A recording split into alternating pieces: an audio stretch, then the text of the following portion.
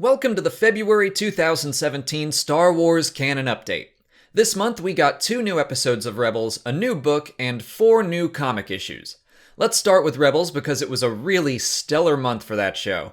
I've already covered the 2 episodes pretty extensively, but here's a quick rundown.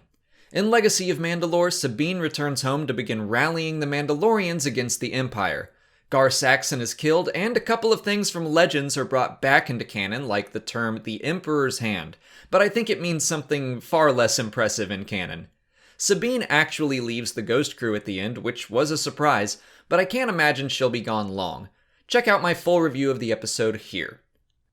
Through Imperial Eyes might be my favorite episode of the season so far. It's almost entirely about Agent Kallus trying to avoid being caught as a spy by Grand Admiral Thrawn and Wolf Yularen, and it was really intense. Thinking he avoided detection, he also decides to not leave with Ezra. Nobody wants to be with the main cast anymore. Unfortunately, Thrawn definitely knows Kallus is a traitor, and that can only mean bad things for our heroes. Also, this episode had the best version of Thrawn we've seen in the show so far. See my full review for this episode right here. Let's move on to book releases and Aftermath: Empire's End. If you somehow missed me covering it almost non-stop this past week, you can check out this playlist of all my Empire's End videos. I really enjoyed the book, and the full story of the Battle of Jakku was thrilling and well executed. I don't want to get into spoilers here since it's only been out a week, but quite a few significant things are brought back from Legends, and I can't wait to see what the future has planned for them. If you're interested in checking out the book for free, you can use the link in the description to sign up for Audible, which will give you a credit for 1 free audiobook that you can then use to get Empire's End. Getting into the comics, I think everyone is probably most interested in the Darth Maul series, so let's start there. It's always kind of hard to judge these 5-issue stories based on the first issue, but at the very least, I'm interested in how this is going to play out. It takes place before the Phantom Menace, and Maul is eager to start attacking the Jedi.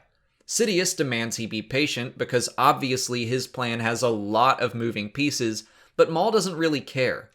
It's pretty cool seeing things from an apprentice's perspective. He's young and trigger-happy, and he's jumping at any chance he can to test his skills against a Jedi. So far, I'd say it's worth reading, but I'll reserve final judgment until the series ends, probably in June. Star Wars number 28 continues Yoda's arc, which is another story that takes place before the Phantom Menace.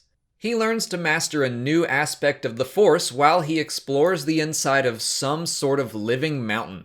Do you remember that crying mountain from the old Ewok comics? It seems like it's sort of being brought back into the canon, except in a much more interesting and believable way. Dr. Aphra number 4 continues to surprise me. I think I've said this every month since the series started, but I just didn't think it was going to be this cool. Aphra and her father escape the temple on Yavin after finding some directions to the ancient citadel of the Ordu Espectu, and in the same issue, they arrive there. The story is moving right along. I was afraid it would be a long journey to find something like this, but I'm excited that the writers aren't wasting any time, and I can't wait to see what's actually inside. It also seems that Captain Tolvin will be set up as the main villain, at least for now, and that she was responsible for the security on Edu, so she's kind of on thin ice. Poe Dameron number 11 reveals what we've been suspecting for a while, that Black Squadron's mechanic Adi is indeed the mole. But they put a twist on that. This whole time he's only been trying to lure Terex in close so he can rescue his wife. So he's not a straight up bad guy, which I think makes this whole story much more interesting. I'm also really enjoying seeing this fleet of ugly starfighters. I always liked those cobbled together ships in Legends, and now we're getting some really fun and creative ones. Another moment I think is worth mentioning is Terex laughing at Kylo Ren's intimidation factor. He clearly does not think highly of him compared to Darth Vader. The only other release this month was an Attack of the Clones read-along book, which I don't think is worth covering here. So that brings February 2017 to a close. March will be giving us the last episodes of this season of Star Wars Rebels, 4 comic issues, another Adventures in Wild Space book, and more. So the Canon Update will return on April 1st. Until then, make sure you like this video, subscribe to the channel to see new Star Wars lore and news videos every single day, follow me on Twitter, Instagram, and Facebook, and consider checking out my Patreon page. As always, thanks for watching, and may the Force be with you.